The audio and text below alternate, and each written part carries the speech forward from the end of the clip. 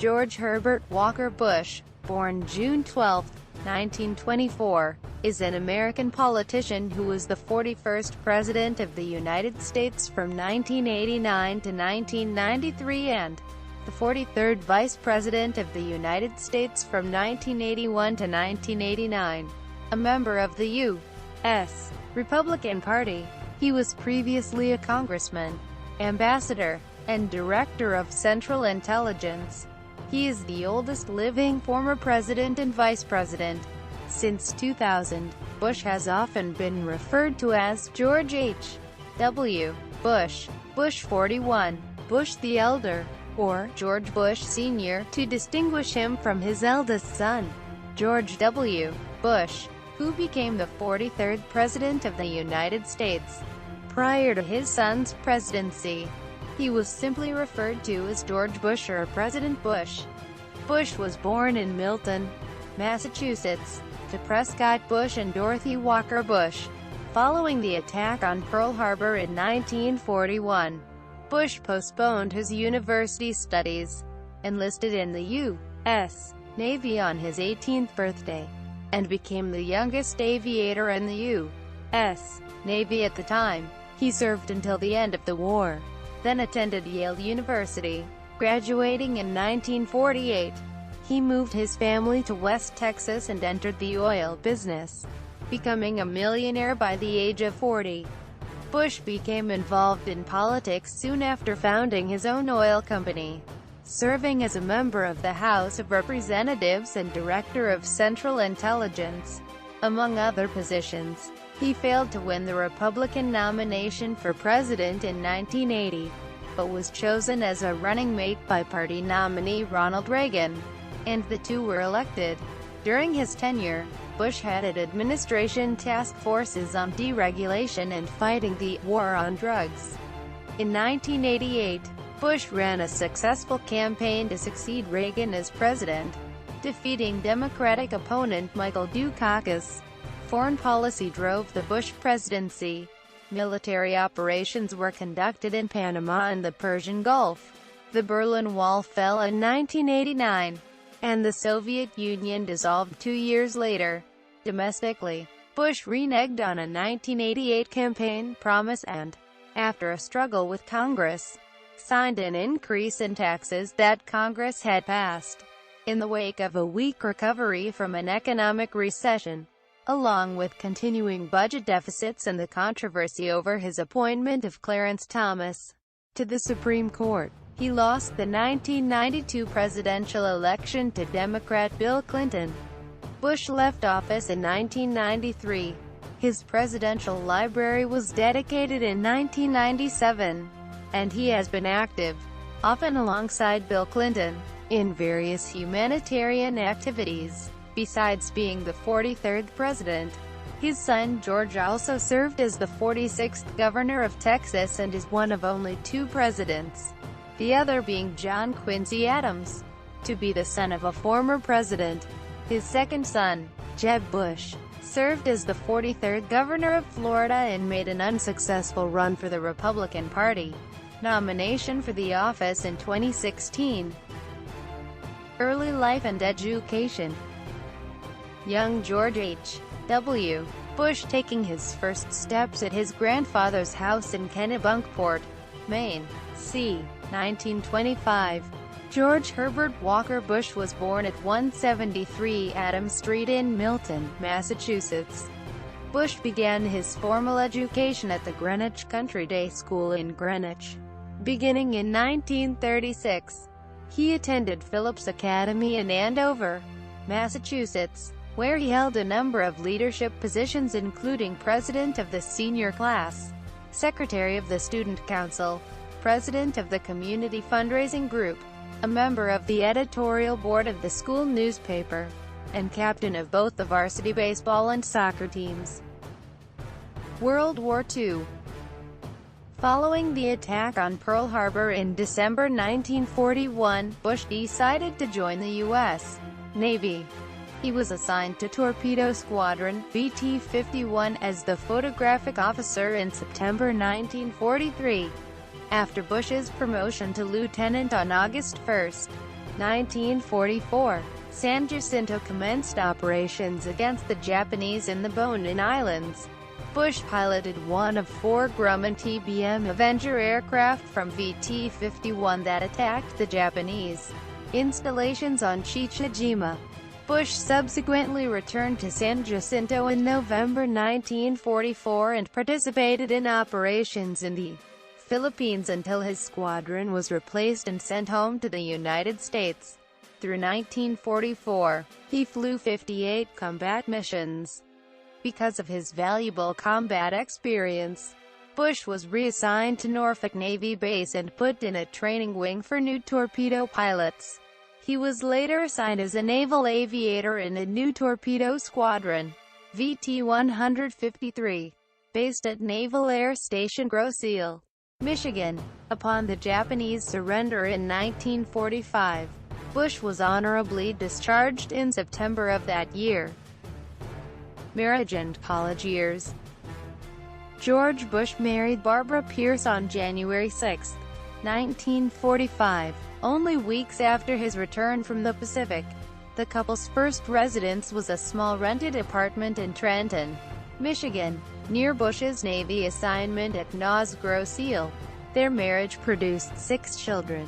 George Walker Bush, born 1946, Pauline Robinson Robin Bush, John Ellis Jeb Bush, born 1953, Neil Mallon Pierce Bush, born 1955, Marvin Pierce Bush, born 1956, and Dorothy Bush Cope, born 1959. Bush had been accepted to Yale University prior to his enlistment in the military and took up the offer after his discharge and marriage. Business career. After graduating from Yale, Bush moved his young family to West Texas. His father's business connections proved useful as he ventured into the oil business, starting as a sales clerk with Dresser Industries, a subsidiary of Brown Brothers Harriman, where Prescott Bush had served on the board of directors for 22 years. In 1954 he was named president of the Zapata Offshore Company, a subsidiary which specialized in offshore drilling. In 1959, shortly after the subsidiary became independent, Bush moved the company and his family from Midland to Houston. Political career. Congressional years. Bush served as chairman of the Republican Party for Harris County, Texas in 1964, but wanted to be more involved in policy making, so he set his sights high. He aimed for a U.S. Senate seat from Texas. Bush was elected in 1966 to a House of Representatives seat from the 7th District of Texas, defeating with 57% of the ballots cast the Democrat Frank Briscoe, the district attorney of Harris County, known for his law and order credentials and a cousin of later Governor Dolph Briscoe. In 1970, Nixon convinced Bush to relinquish his House seat to run for the Senate against Ralph Yarborough, a fierce Nixon critic. In the Republican primary, Bush easily defeated conservative Robert J. Morris by a margin of 87.6% to 12.4%. Ambassador to the United Nations. Following his 1970 loss, Bush was well known as a prominent Republican businessman from the Sun Belt, a group of states in the southern part of the country. Envoy to China. Gerald Ford, Nixon's successor, appointed Bush to be chief of the U.S. Liaison Office in the People's Republic of China. Since the United States at the time maintained official relations with the Republic of China on Taiwan and not the People's Republic of China, the liaison office did not have the official status of an embassy, and Bush did not formally hold the position of ambassador, though he unofficially acted as one. The 14 months that he spent in China were largely seen as beneficial for U.S.-China relations. After Ford's accession to the presidency, Bush was under serious consideration for being nominated as vice president. Ford eventually narrowed his list to Nelson, Rockefeller and Bush. White House Chief of Staff Donald Rumsfeld reportedly preferred Rockefeller over Bush. Rockefeller was finally named and confirmed. Bush was again passed over for the vice presidency by Ford when the president chose Bush's future presidential rival, Senator Bob Dole, to replace Rockefeller on the 1976 presidential ticket. Director of Central Intelligence Bush, as CIA director, listens at a meeting following the assassinations in Beirut of Francis E. Malloy, Jr., and Robert O. Waring, 1976. In 1976, Ford brought Bush back to Washington to become Director of Central Intelligence, DCI, replacing William Colby. Other positions. After a Democratic administration took power in 1977, Bush became chairman on the executive committee of the First International Bank in Houston. 1980 presidential campaign. Bush had decided in the late 1970s that he was going to run for president in 1980. In 1979, he attended 850 political events and traveled more than 250,000 miles to campaign for the nation's highest office. In the contest for the Republican Party nomination, Bush stressed his wide range of government experience, while competing against rivals Senator Howard Baker of Tennessee, Senator Bob Dole of Kansas, Congressman John Anderson of Illinois, who would later run as an independent, Congressman Phil Crane, also of Illinois, former Governor John Connally of Texas, former Minnesota Governor Harold Stassen, and the frontrunner Ronald Reagan, former actor, and Governor of California. In the primary election, Bush focused almost entirely on the Iowa caucuses, while Reagan ran a more traditional campaign. Bush represented the centrist wing in the GOP, whereas Reagan represented conservatives. Bush famously labeled Reagan's supply-side influenced plans for massive tax cuts voodoo economics. His strategy proved useful, to some degree, as he won in Iowa with 31.5% to Reagan's 29.4%. After the win, Bush stated that his campaign was full of momentum, or Big Mo. As a result of the loss, Reagan replaced his campaign manager, reorganized his staff, and concentrated on the New Hampshire primary. The two men agreed to a debate in the state, organized by the Nashua Telegraph, but paid for by the Reagan campaign.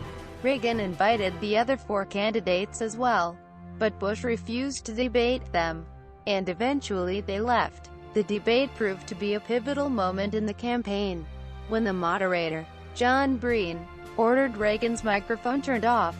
His angry response, "I am paying for this microphone," struck a chord with the public. Bush ended up losing New Hampshire's primary with 23% to Reagan's 50%. Bush lost most of the remaining primaries as well, and formally dropped out of the race in May of that year. With his political future seeming dismal, Bush sold his house in Houston and bought his grandfather's estate in Kennebunkport, Maine, known as Walker's Point. At the Republican convention, Reagan selected Bush as his vice presidential nominee, placing him on the winning Republican presidential ticket of 1980. Vice presidency. First term, 1981 to 85.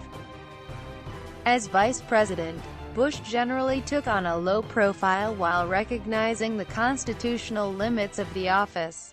He avoided decision-making or criticizing Reagan in any way. As had become customary, he and his wife moved into the vice president's residence at No. 1 Observatory Circle, about 2 miles from the White House. After selling the house in Tanglewood, the Bushes declared a room in the Houstonian Hotel in Houston as their official voting address. On March 30, 1981, early into the administration, Reagan was shot and seriously wounded in Washington, D.C. Bush, second in command by the presidential line of succession, was in Fort Worth, Texas, and flew back to Washington immediately. Reagan's cabinet convened in the White House Situation Room, where they discussed various issues, including the availability of the nuclear football. When Bush's plane landed, his aides advised him to proceed directly to the White House by helicopter, as an image of the government still functioning despite the attack. Bush rejected the idea, responding, "Only the president lands on the South Lawn," who recovered and returned to work within 2 weeks. From then on, the two men would have regular Thursday lunches in the Oval Office. In December 1983, Bush flew to El Salvador and warned that country's military leaders to end their death squads and hold fully free elections or face the loss of U.S. aid. Bush's aides feared for his safety and thought about calling the meeting off when they discovered apparent blood stains on the floor of the presidential palace of Alvaro Magana. Bush was never told of the aides' concerns, and a tense meeting was held in which some of Magana's personnel brandished semi-automatic weapons and refused requests to take them outside. Bush was assigned by Reagan to chair two special task forces on deregulation and international drug smuggling. The Deregulation Task Force reviewed hundreds of rules, making specific recommendations on which ones to amend or revise, in order to curb the size of the federal government. The Drug Smuggling Task Force coordinated federal efforts to reduce the quantity of drugs entering the United States. Both were popular issues with conservatives, and Bush, largely a moderate, began courting them through his work. Second term, 1985–89. Reagan and Bush ran for re-election in 1984. The Democratic opponent, Walter Mondale, made history by choosing a woman as his running mate, New York Representative Geraldine Ferrara. She and Bush squared off in a single televised vice presidential debate. Bush became the first vice president to serve as acting president when, on July 13, 1985, Reagan underwent surgery to remove polyps from his colon, making Bush acting president for approximately 8 hours. The Reagan administration was shaken by a scandal in 1986, when it was revealed that administration officials had secretly arranged weapons sales to Iran, and had used the proceeds to fund the anti-communist Contras in Nicaragua, a direct violation of the law. When the Iran-Contra affair, as it became known, broke to the media, Bush, like Reagan, stated that he had been out of the loop and unaware of the diversion of funds.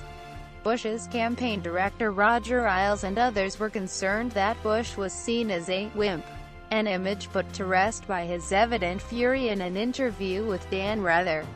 In 1988, the guided missile cruiser USS Vincennes accidentally shot down Iran Air Flight 655, killing 290 passengers. Bush said that he would never apologize for the United States of America.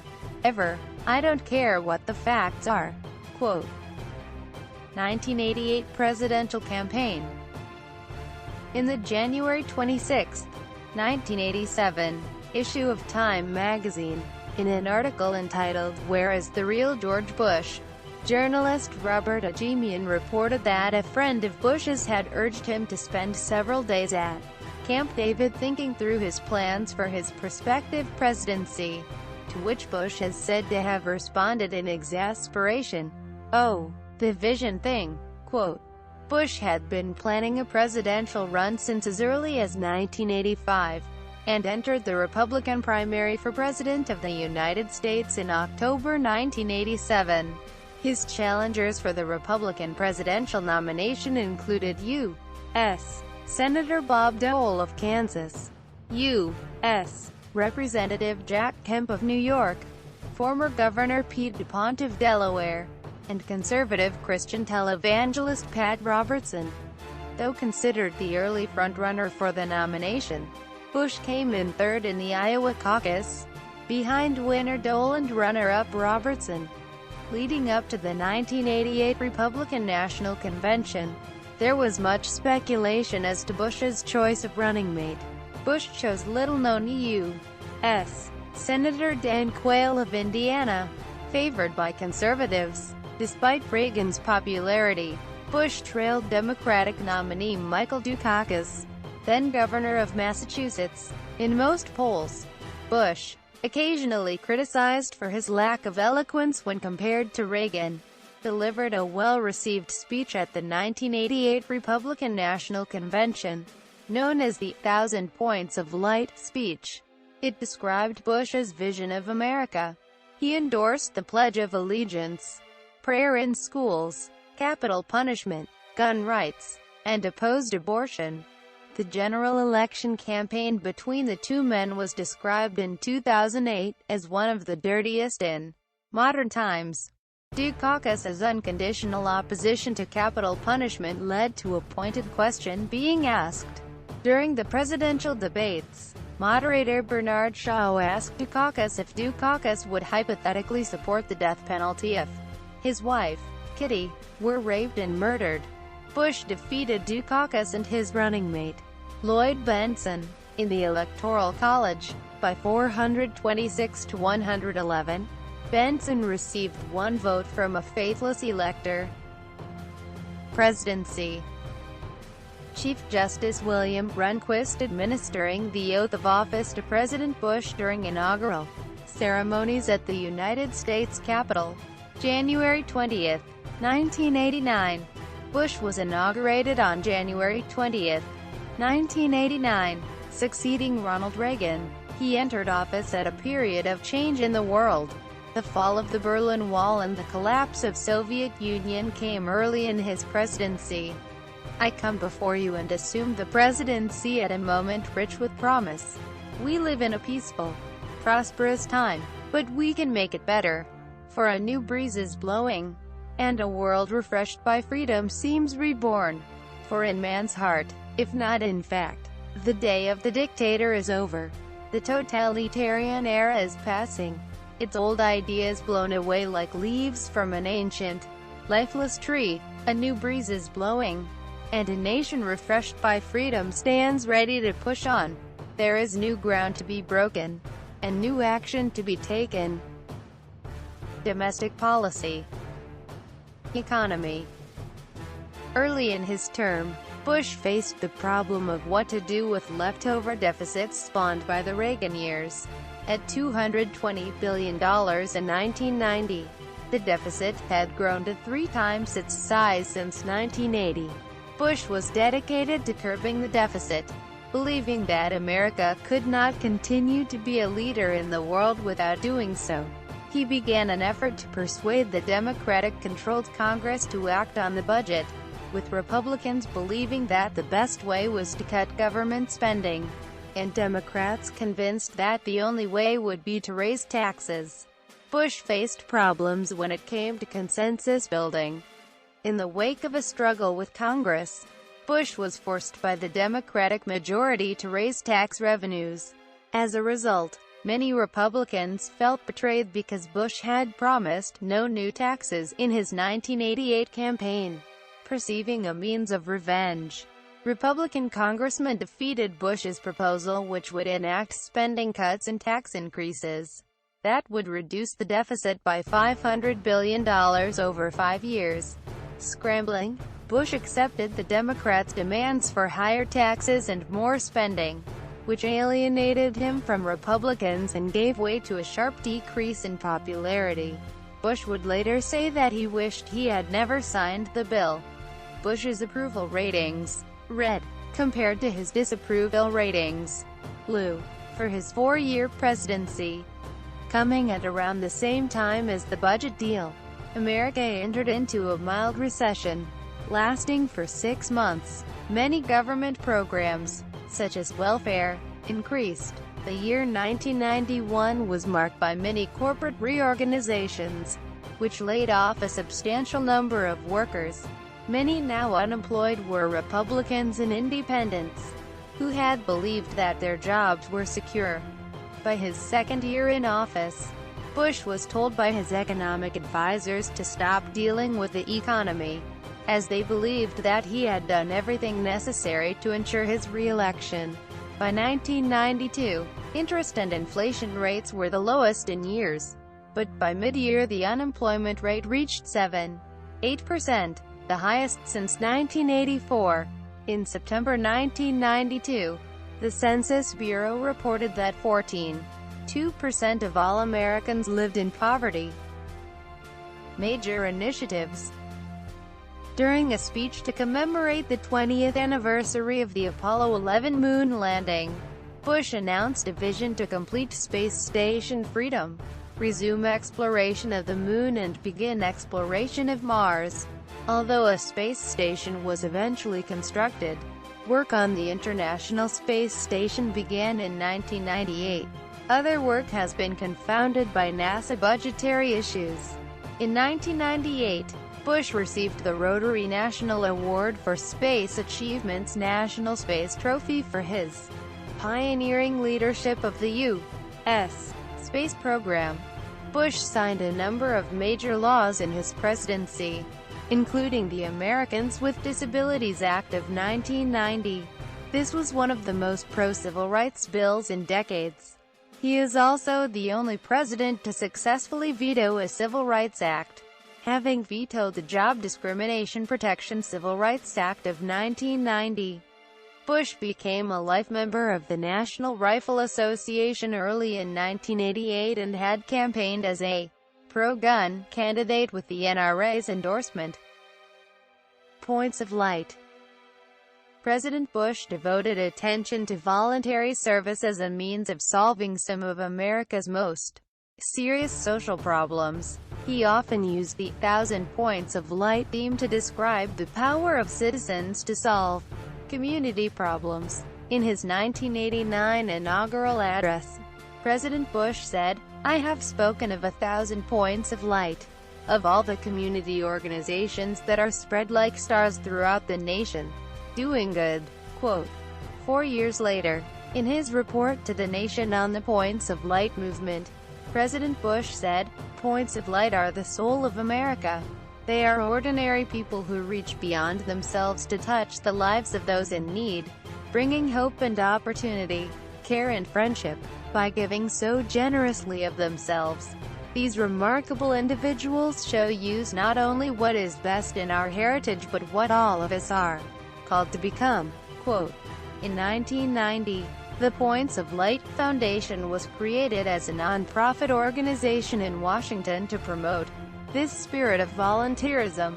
On October 16, 2009, President Barack Obama held a presidential forum on service hosted by former President George H.W. Bush and Points of Light at the George Bush Presidential Library Center on the campus of Texas A&M University. The event celebrated the contributions of more than 500 Daily Point of Light Award winners and honored President Bush's legacy of service and civic engagement. In 2011, Points of Light paid tribute to President George H.W. Bush and volunteer service at Washington, D.C.'s Kennedy Center. President Bush was joined by Presidents Jimmy Carter, Bill Clinton, and George W. Bush to highlight the role volunteer service plays in people's lives. Daily Point of Light Award. President Bush created the Daily Point of Light Award in 1989 to recognize ordinary Americans from all walks of life taking direct and consequential voluntary action in their communities to solve serious social problems. The president focused great attention on these individuals and organizations, both to honor them for their tremendous work and to call the nation to join them and multiply their efforts. By the end of his administration, President Bush had recognized 1,020 Daily Points of Light representing all 50 states and addressing issues ranging from care for infants and teenagers with AIDS to adult illiteracy and from gang violence to job training for the homeless. On July 15, 2013, President Barack Obama welcomed President Bush to the White House to celebrate the 5,000th Daily Point of Light Award. Judicial appointments. Supreme Court. Other courts. In addition to his 2 Supreme Court appointments, Bush appointed 42 judges to the United States Courts of Appeals, and 148 judges to the United States District Courts. Among these appointments was Von R. Walker, who would later be revealed to be the earliest known gay federal judge. Foreign policy.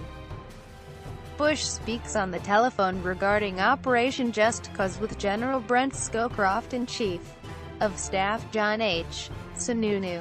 1989. Panama. In the 1980s, Panamanian leader Manuel Noriega, a once U.S. supportive leader who was later accused of spying for Fidel Castro and using Panama to traffic drugs into the United States, was one of the most recognizable names in America and was constantly in the press. The struggle to remove him from power began in the Reagan administration, when economic sanctions were imposed on the country. This included prohibiting American companies and government from making payments to Panama and freezing $56 million in Panamanian funds in American banks. Reagan sent more than 2,000 American troops to Panama as well. In May 1989, Panama held democratic elections, in which Guillermo Endara was elected president. The results were then annulled by Noriega's government. In response, Bush sent 2,000 more troops to the country, where they began conducting regular military exercises in Panamanian territory, in violation of prior treaties. Bush then removed an embassy and ambassador from the country, and dispatched additional troops to Panama to prepare the way for an upcoming invasion.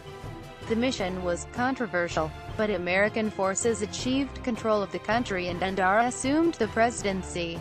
President Bush and First Lady Barbara Bush visited Panama in June 1992 to give support to the first post-invasion Panamanian government. Soviet Union.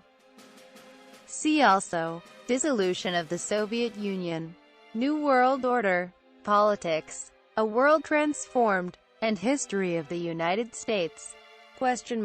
The end of the Cold War. In 1989, just after the fall of the Berlin Wall, Bush met with Soviet General Secretary Mikhail Gorbachev in a conference on the Mediterranean island of Malta. The administration had been under intense pressure to meet with the Soviets, but not all initially found the Malta summit to be a step in the right direction. General Brent Scowcroft, among others, was apprehensive about the meeting, saying that it might be premature due to concerns where, according to Condoleezza Rice, expectations. Another summit was held in July 1991, where the Strategic Arms Reduction Treaty, START-I, was signed by Bush and Gorbachev in Moscow. The treaty took 9 years in the making and was the first major arms agreement since the signing of the Intermediate-Range Nuclear Forces Treaty by Reagan and Gorbachev in 1987.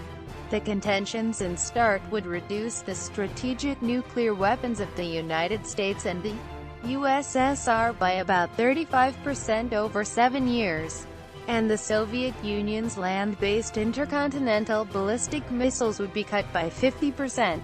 Bush described START as a significant step forward in dispelling half a century of mistrust.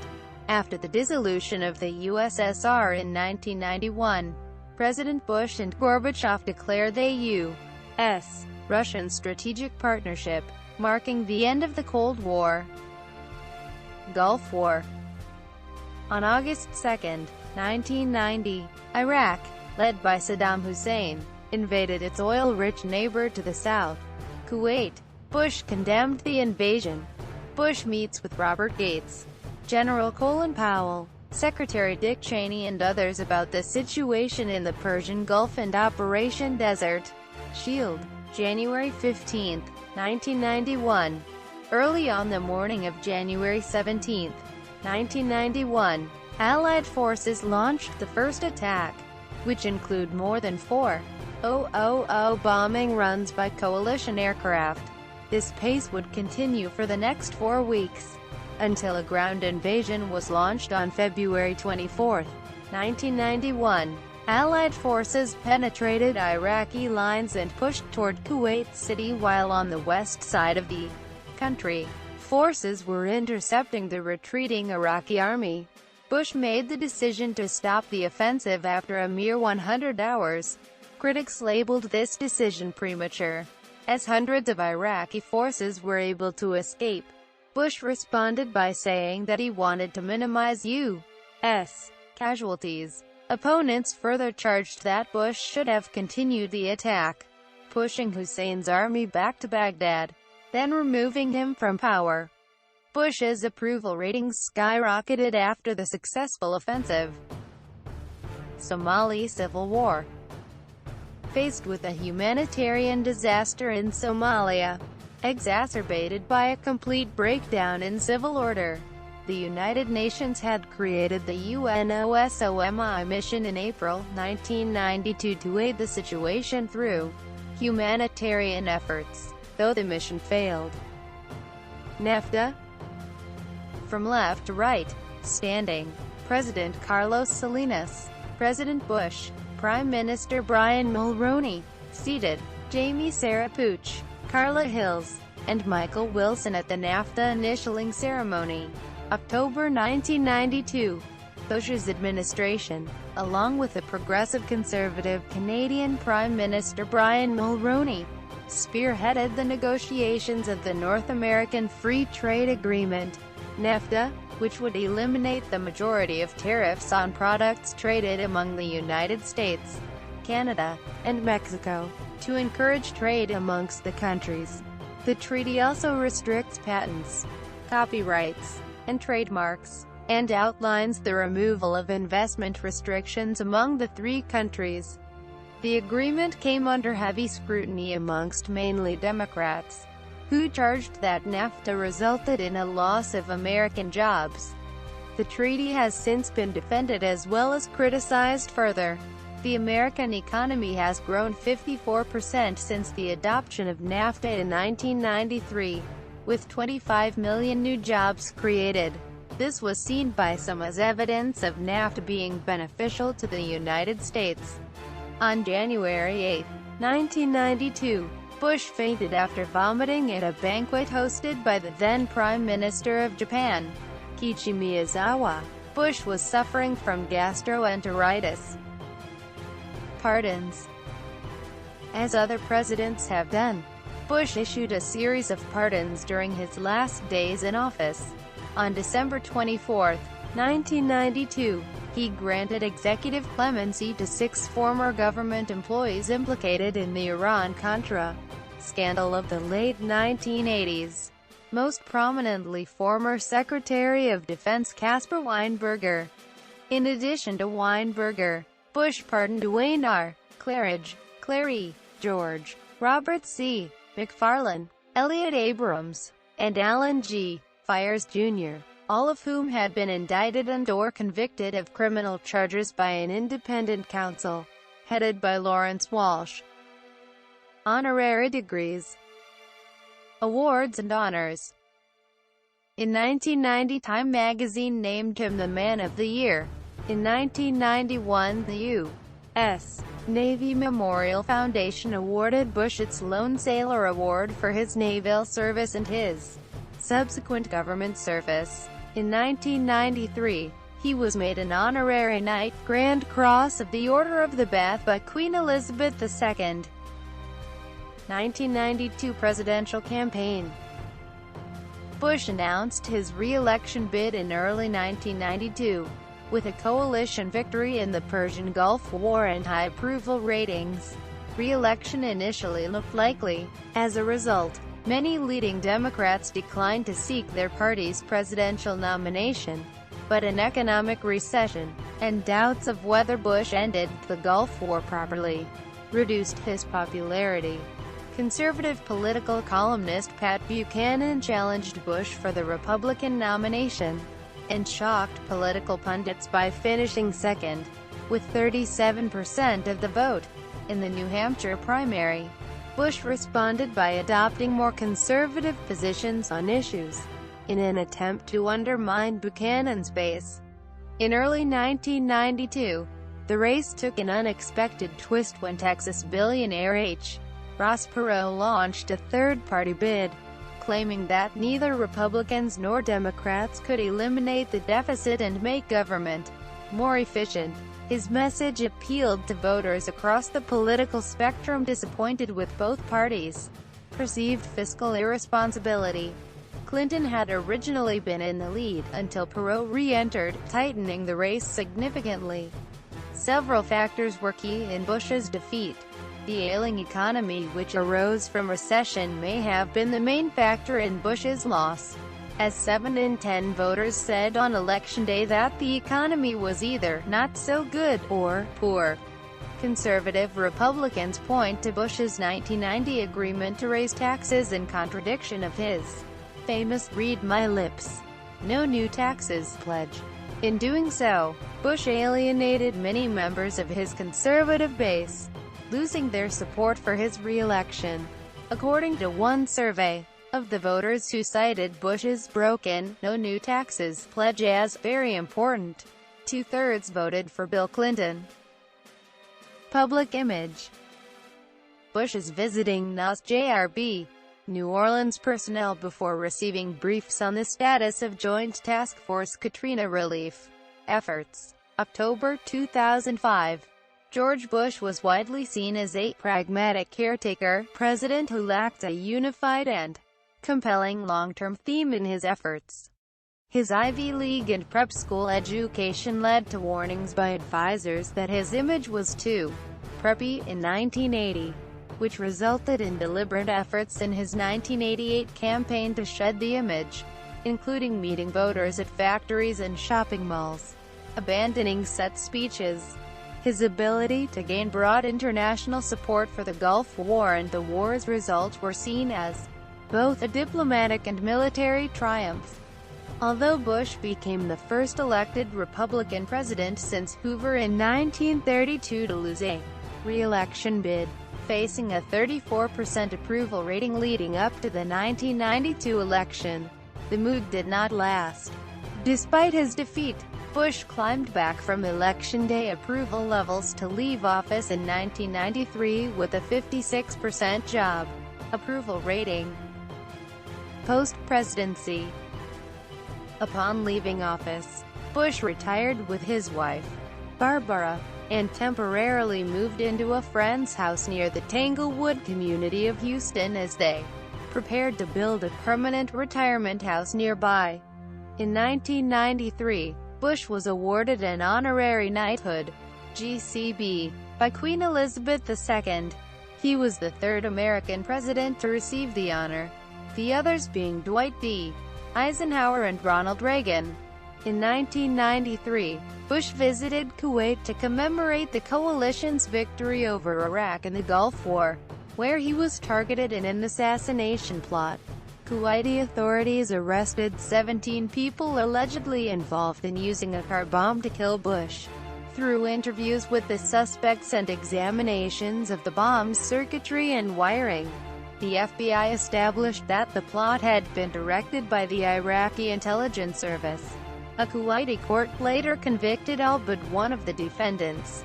2 months later, in retaliation, Clinton ordered the firing of 23 cruise missiles at Iraqi intelligence service headquarters in Baghdad, the day before the strike. U.S. Ambassador to the UN Madeleine Albright went before the Security Council to present evidence of the Iraqi plot. After the missiles were fired, Vice President Al Gore said the attack was intended to be a proportionate response at the place where this plot to assassinate Bush was hatched and implemented. From 1993 to 1999 he served as the chairman to the Board of Trustees for Eisenhower Fellowships, and from 2007 to 2009 was chairman of the National Constitution Center. In 1997, the same year as the opening of his presidential library, the Houston International Airport was renamed George Bush Intercontinental Airport. President Bush is honorary chairman of Points of Light. an international nonprofit dedicated to engaging more people and resources in solving serious social problems through voluntary service. His eldest son, George W. Bush, was inaugurated as the 43rd President of the United States on January 20, 2001, and re-elected in 2004. Through previous administrations, the elder Bush had ubiquitously been known as George Bush, or President Bush. But following his son's election, the need to distinguish between them has made retronymic forms, such as George H. W. Bush and George Bush Sr., and colloquialisms such as Bush 41 and Bush the Elder, much more common. Presidential Library. The George Bush Presidential Library is the presidential library named for Bush. This 10th presidential library was built between 1995 and 1997 and contains the presidential and vice presidential papers of Bush and the vice presidential papers of Dan Quayle. It was dedicated on November 6, 1997, and opened to the public shortly thereafter. The architectural firm of Helmuth, Obata and Kassabaum designed the complex. The George Bush Presidential Library and Museum is located on a 90-acre site on the west campus of Texas A&M University in College Station, Texas, on a plaza adjoining the Presidential Conference Center and the Texas A&M Academic Center.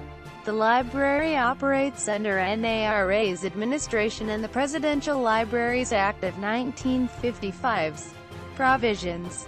The Bush School of Government and Public Service is a graduate public policy school at Texas A&M University in College Station, Texas. The graduate school is part of the Presidential Library Complex and offers 4 programs, 2 master's degree programs, Public Service and Administration, and International Affairs, and 3 certificate programs, Advanced International Affairs, Nonprofit Management, and Homeland Security. The Master in International Affairs (MIA) degree program offers concentrations in either national security and diplomacy or international development and economic policy. Later activities. Bush continues to make many public appearances. He and Mrs. Bush attended the state funeral of Ronald Reagan in June 2004, and of Gerald Ford in January 2007. 1 month later, he was awarded the Ronald Reagan Freedom Award in Beverly Hills, California, by former First Lady Nancy Reagan. Despite his political differences with Bill Clinton, it has been acknowledged that the 2 former presidents have become friends. In October 2006, Bush was honored by the National Italian-American Foundation, NIAF, with the NIAF One America Award for fundraising, with Bill Clinton, for the victims of the 2004 tsunami and Hurricane Katrina. Upon the death of Gerald Ford, Bush became the oldest living former president, 111 days older than Jimmy Carter. On February 18, 2008, Bush formally endorsed Senator John McCain for the presidency of the United States. On January 10, 2009, both George H. W. and George W. Bush were present at the commissioning of USS George H. W. Bush, CVN-77, the 10th and last Nimitz-class supercarrier of the United States Navy.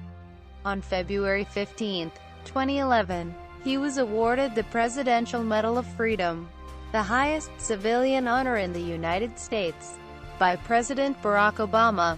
In July 2013, Bush had his head shaved in a show of support for the 2-year-old son of a member of his security detail, who had leukemia. In April 2014, Frederick D. McClure, chief executive of the Bush Library Foundation, organized a 3-day gathering in College Park, Texas, to mark the 25th anniversary of the Bush administration. Also in early 2014, the John F. Kennedy Library Foundation presented the Profile in Courage Award to Bush, and Mount Vernon awarded him its first Cyrus A. Ansari Prize. On June 12, 2014, Bush fulfilled a long-standing promise by skydiving on his 90th birthday. He made the parachute jump from a helicopter near his home at 11:15 a.m. in Kennebunkport, Maine. The jump marked the 8th time the former president had skydived, including jumps on his 80th and 85th birthday as well. Health. Bush suffers from vascular Parkinsonism, a form of Parkinson's disease which has forced him to use a motorized scooter or wheelchair since at least 2012.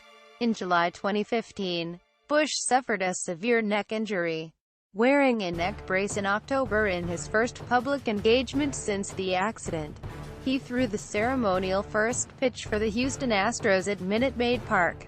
At the age of 91, Bush sent a letter to President-elect Donald Trump in January 2017 to inform him of his own poor health, that he would not be able to attend Trump's inauguration on January 20th, and give his best wishes.